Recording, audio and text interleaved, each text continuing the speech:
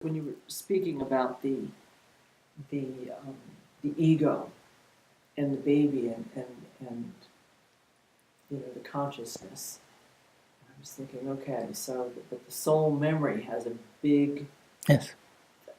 That's a lot, because when a person is trying to understand, why do I feel this way, and why do I have no conscious memory of any of these feelings that I have, or any of these emotions. How can I feel this way? How can I know these things? How can I? And they're coming from other lives. It could be thousands of years old. That's correct.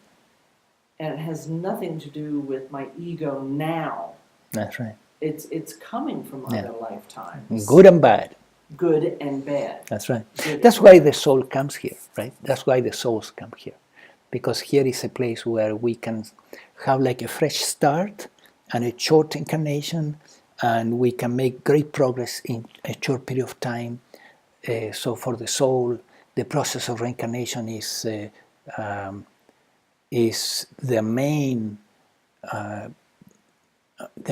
tool to grow and to evolve. Now, free will has a lot to do with this.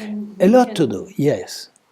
Yeah, because the free will is the principle that controls the dualistic experience. Yeah. And the free will is an illusion in the ultimate, but it's a very practical tool to move forward. So even non-dual teachers will tell you, use free will. And what is the main or the most skillful way of using free will? Well, Ramana Maharshi said this. He said, look, at any point in time during the day, you have two options. Either you abide as the self, rest as consciousness, rest as awareness, or you get lost in thought. You go to the movie here, and awareness, gets obsessed and hypnotized by thoughts. Or you go also another point where it gets hypnotized, sensations, right? The pleasure of sensation. So you always have these two options. You are into your true nature, into God or the divine, or you are in the world. That decision will not be taken from you.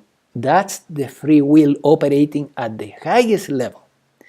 So use your free will correctly and learn to rest as pure consciousness as much as you can, away from the mind, so that your mind becomes quiet and you go through the day in a state of meditation and peace. It takes time, I know, it takes time. It's not instantaneous. But the more you practice this, right?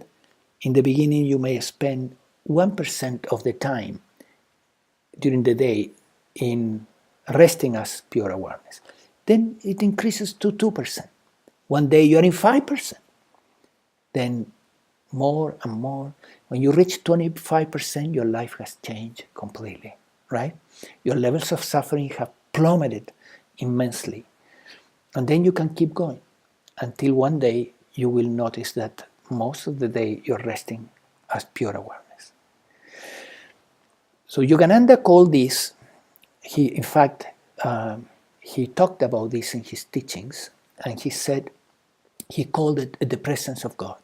So he said, you practice the presence of God. What that means to practice the presence of God? To be the presence, to be the divine that is you already. You have to be it. So he said, he put it in devotional terms, right? Dualistic terms. So he said, in the beginning you are a little bit in the presence of God. Then you keep going, and one day you are more and more, you're spending more and more time in the presence of God, until one day you're there. Yeah? And you're free, because liberation the concept of liberation or enlightenment is when you have reached a moment that you're free from suffering, when you are resting as your divine consciousness, the divine consciousness, because it's not yours, okay? It's the divine consciousness all the time. That's it, you're free. There is no suffering there.